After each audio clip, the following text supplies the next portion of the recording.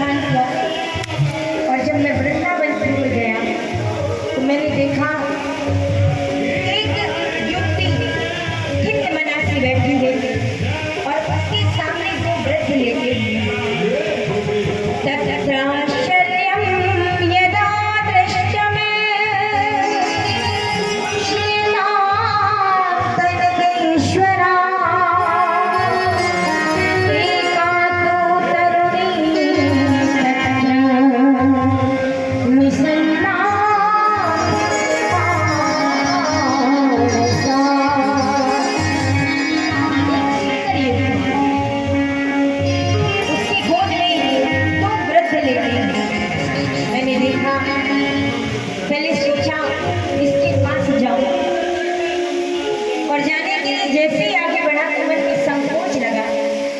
जहाँ स्त्रियों का ही समुदाय है और बिना बुलाए कोई पुरुष जाति का अगर पहुंच जाए तो स्त्रियाँ फिर यही कहने लगे कि आपने किसने कहा, आपने क्यों प्रवेश किया। ये सोच कर मैं जैसे ये पलटा वैसे ही जो स्त्री रुदन कर रही थी उसने मुझे टोका। हो साधो क्षणम तिष्ठ मचिंताम विनाशे दर्शनं तव लोकस्य सर्वथा वरं परम। महाराज कहाँ जा रही हैं आप? जब कई दिनों के कुछ योजना होती है तो किसी संत का दर्शन होता है और आप आए और आप चल दिए। कम से कम मेरे दुख को तो पूछिए। नारद जी महाराज ने कहा, काशी को तुम कौन हो? और ये कौन है जो ये लेटे हुए हैं? और ये कौन है? बताया कि महाराज अहम भक्तिरति ख्याता मैं तनियो मतओ ज्ञान वैराग्यो काल योगी जर्जरो। ये मेरे पुत्र ज्ञान और वैराग्य और मैं इनकी माता भक्ति हूँ। और ये जो वृद्ध लेते ये मेरे ही बालक है। महाराज मैं दक्षिण भारत में पैदा हुई। महाराष्ट्र, कर्नाटक और आदि प्रदेशों में मेरे बहुत स्वागत किया गया। मैं बहुत आनंद से रही। लेकिन जब मैंने अन्य प्रदेशों की ओर प्रस्थान किया तो मुझे छत विच्छत किया गया, मेरा अपमान किया गया। और मैं किस कारण वृंदावन में आई और जैसे ही मैं वृंदावन में आई मैं तो नवयुवती हो गई, लेकिन मेरे ये दोनों पुत्र ज्ञान और वैराग्य वृद्ध हो गए। आज भी जितनी भक्ति आपको दक्षिण भारत में देखने को मिलेगी कहीं नहीं मिलेगी। कभी अगर दक्षिण भारत की ओर जाइए दक्षिण भारत में कोई ऐसा पुरुष नहीं होगा जिसके मस्तक पर तिलक न हो। कोई स्त्री ऐसी नहीं होगी भगवान के नाम के साथ में सुबह अपने घर की चौखट पर चौक न बनाए। कोई ऐसे घर की चौखट नहीं होगी जहाँ आपको चौक न मिले। कोई ऐसी चौखट नहीं होगी जिस चौखट पर आपको शाम को दिया जलता न दिखे। और जहाँ जहाँ हम लोग इस समय निवास करते हैं अन्य क्षेत्रों की बात करते हैं, हमें तिलक मस्तक पर धारण करने में भी शर्म आती है। हम कहते हैं कि लोग सनातन धर्म का उपहास उड़ा रहे हैं। अरे सनातन धर्म का उपहास लोग नहीं उड़ा रहे, सनातन धर्म को पतन की ओर हम खुद हिंदू लेके जा रहे हैं। किसी मुस्लिम को देख लीजिए, कितना भी बड़ा अधिकारी क्यों ना हो, वह अपने सर पर टोपी रखना शर्म ही महसूस करता है और हम शिखा धारण करने में भी शर्म महसूस करते हैं। वह अपने अजान के समय अपने ऑफिस में भी होता है तो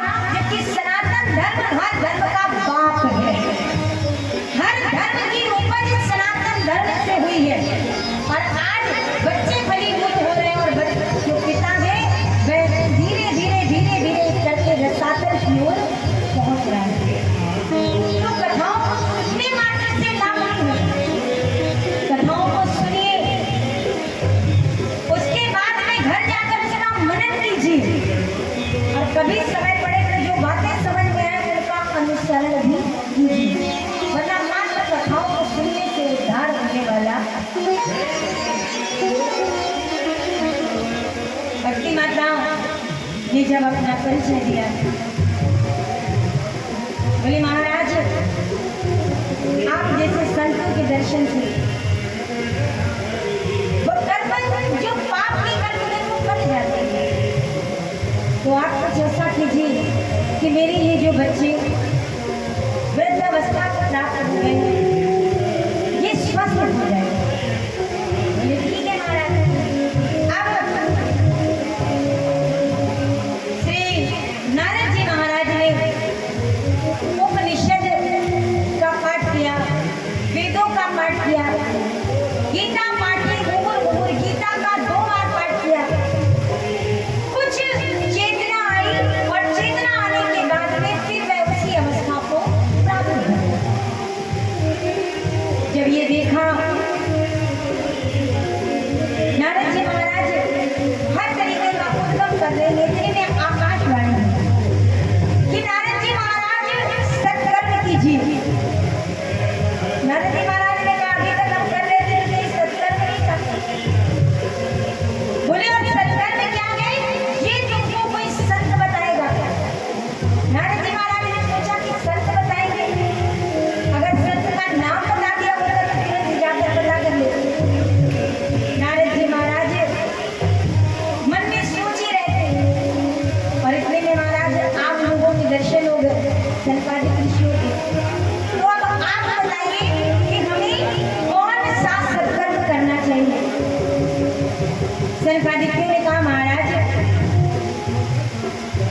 पावन श्रीमद् भागवत महापुराण के प्रारंभ होते ही ये जो ज्ञान और वैराग्य है ये अपनी माता भक्ति के साथ झूमने लगे।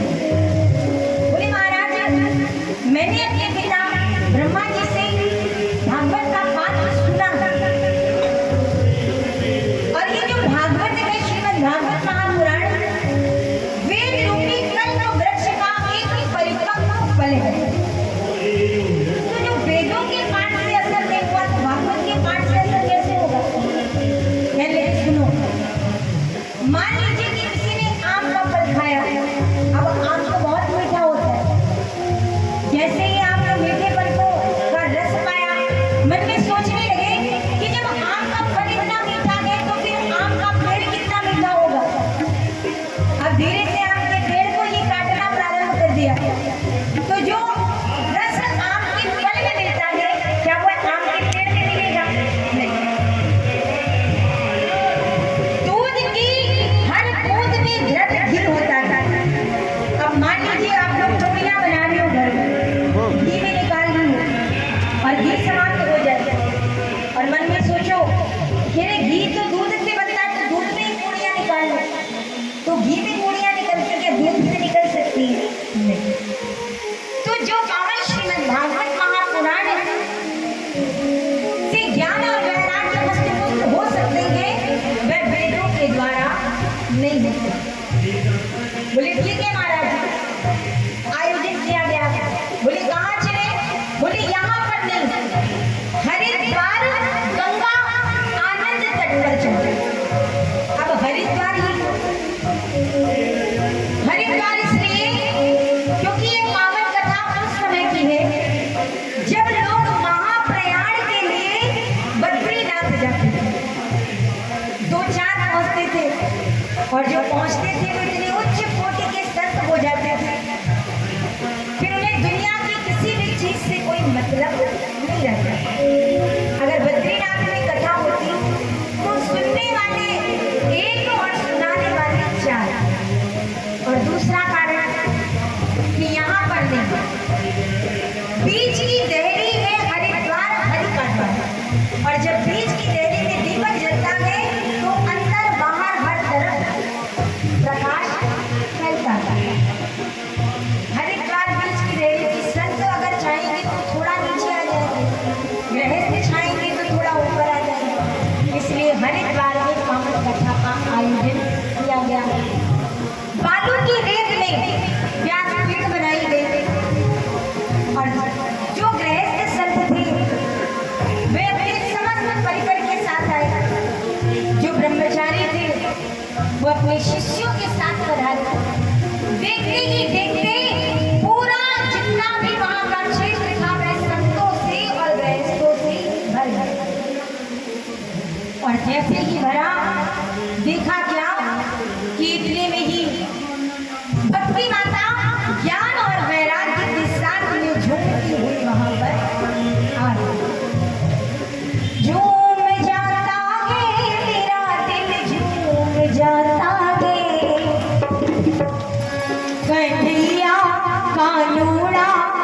सांवरिया तुमको देख कर दिल झूम जाता है।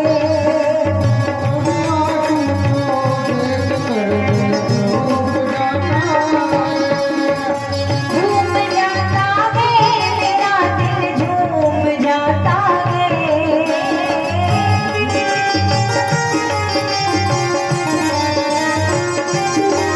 बनिया कानूना सांवरिया तुमको देख कर दिल झूम जाता है।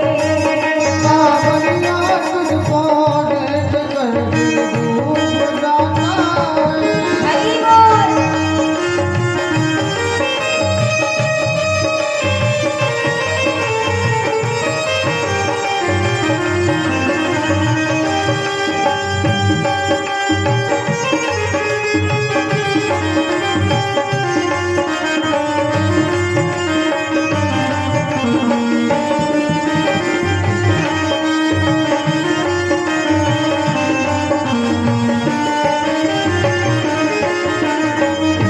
बाकी अदाएं पागल बनाए।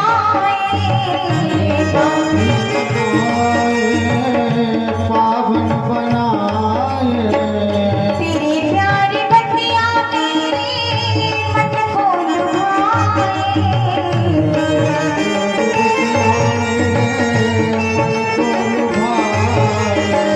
मेरे हमदम तू हरदम याद आता है। मेरे हमदम तू हरदम याद आता है। सांवरिया कानूना गंदिया तुमको देख कर दिल झूम जाता है। सांवरिया तुमको देख कर दिल झूम जाता है। वो झूम जाता है मेरा दिल झूम जाता है।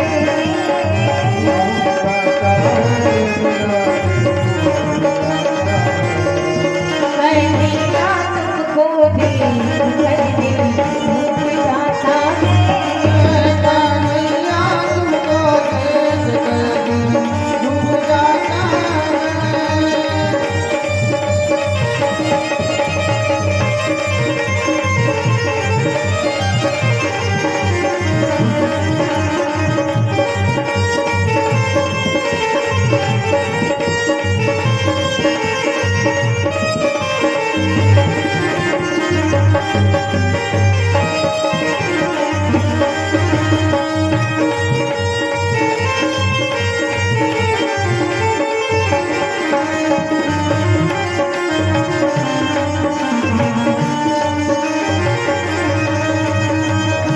कैसा ये रिश्ता हमारा तुम्हारा। रिश्ता हमारा तुम्हारा। अपना समझ के तुझको जब भी पुकारा।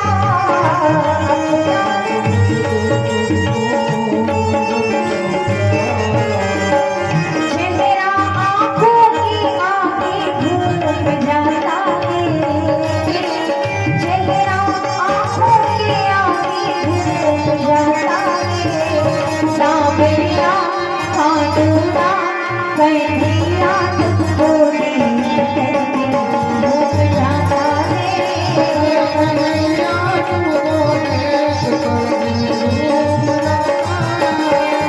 सांवरिया तुमको देख कर दिल झूम जाता है। सांवरिया तुमको देख कर दिल झूम जाता है। वो झूम जाता है मेरा दिल झूम जाता है।